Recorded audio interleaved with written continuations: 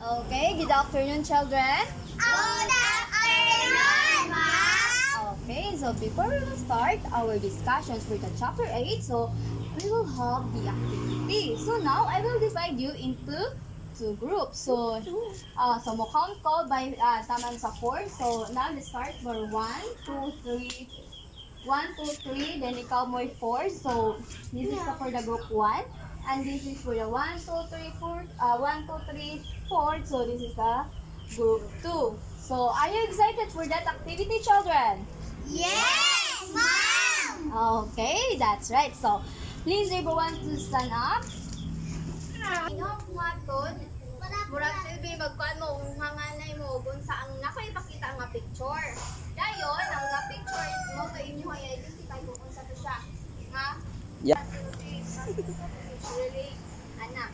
Ikaw ha, kanang once, unsa ang imo ha, unsa to imo nakita nga picture, then ikaw na dayon mo istorya sa imo ha.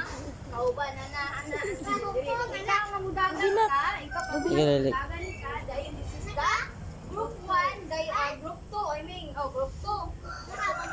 So group 2, dahil kung na sa answer ninyo, gusto yan ninyong answer, di mo? Okay,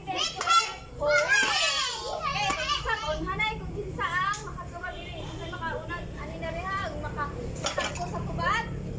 Okay, aminaw ba children? Yes, Ma'am. Okay, so now let's begin. What's this picture?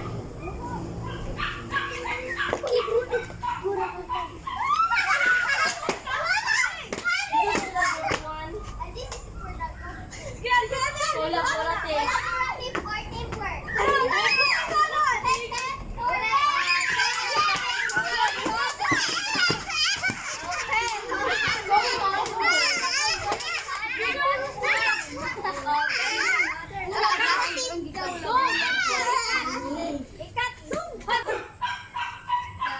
Next picture, what is this?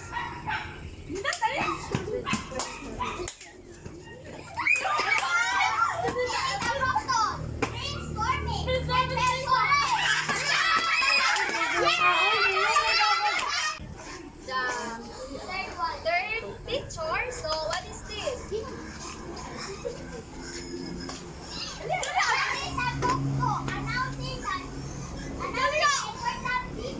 Okay, tapos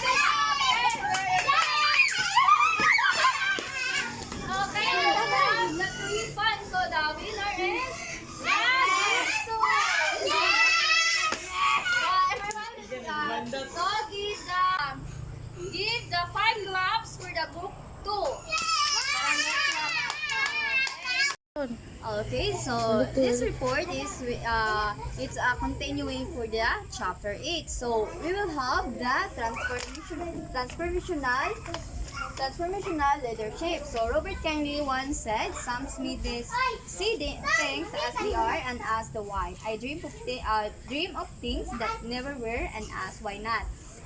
Those who dream of things that never and ask and why not are not transformational leaders. The transformational is not a content with the status quo and sees the need to transform the way the organization thinks, relates, and does things." So transformational leadership is a style where the leaders inspired and motivates their team to achieve the common goal, and then by common goal by the thinking creatively and working together rather than just following routines. And also the leadership is a leader as a clear visions for the futures and works collaborative with the team to achieve it. So is paaralan. So isang guro na nagpapakita ng transformational leadership ay hindi lamang nagpapatupad ng mga patakaran, kundi nagbibigay din ng inspirasyon sa kanyang mga estudyante. So, ang guro ay nagbibigay din ng inspirasyon sa mga estudyante na magsikap para sa pagbubuti ng paaralan. So next we have the sustaining change. So for reforms to transform The new innovations introduced by the transform machinals and sustain, or else that innovation is simply a passing fad. The losses is fewer after the time. So, sustaining is it says that the four changes or reforms to be successful and permanent, and they need to be deeply ingrained or institutionalized, and rather than just a short-lived trend, or a true transformation is shown when the positive effects continue even after the person who started the change is gone. So, the example for that, so the example for this the sustaining change, for example, is the kanang school curriculum change. So without stakeholder support, so principals decides to drastically change the curriculum without consulting teachers, parents, or the community. So the teachers may resist teaching unfamiliar materials. So parents might be unhappy with the changes to their children's educations, and the community might not understand support the new approach. Now we have the Morato of Bayan, or ABS-CBN in 2011. So we have the 5 Ks.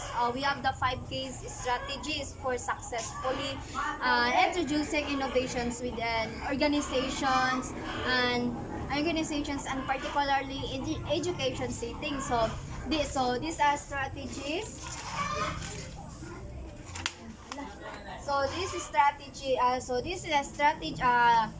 These are strategies to aim to minimize or resistance and maximize chances of achieving transformative change. So we have the 6, the supports of the stakeholders. So the leaders must build a strong coalitions of allies in order to push for any meaning change that will yield results. So build strong coalitions of allies. So Morato emphasizes the importance of securing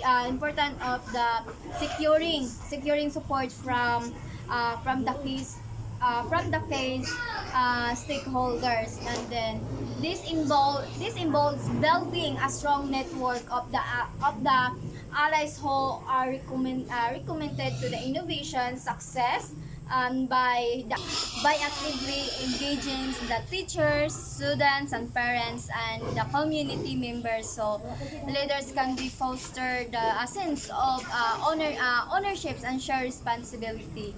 So this approach is help to ensure that the innovation is not simply imposed upon stakeholders, but rather than embrace as collaborative effort. So next is get people involved early and often. So resistance wraps up in proportions to the involvement of participants. So for this for involved people, get people involved early and often. So is a resistance to change often stems from a lack of understanding and involvement. Morato advocates for early and continuous in planning, implementations, and evaluations of the innovation. So leaders can cultivate sense of ownership and reduce resistance. And so this approach is also allows for a valuable feedback and insights which can further refine the innovations and ensure its effectiveness for this.